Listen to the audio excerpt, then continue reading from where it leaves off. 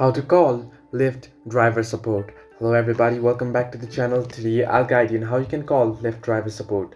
Now, if you're having any problems or if you're having any queries that you want to get help from the Lyft app, then what you can do is you can simply head into your browser, and on there you can search in for Lyft support or Lyft driver support.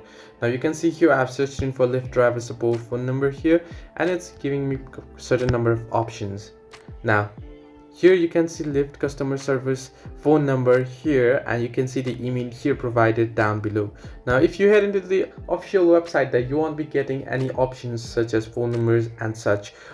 What you'll have to do is you'll have to first chat with them and you want to submit your problem, and if they feel like, then they'll send you the support number. However, if you head down below, and you'll find various options there, and there you can see various Lyft customer service numbers from various links available. So this way you can get you can call Lyft driver support. Hope this helped you. Do like and subscribe, and do not forget to leave a comment down below if you have any further issues.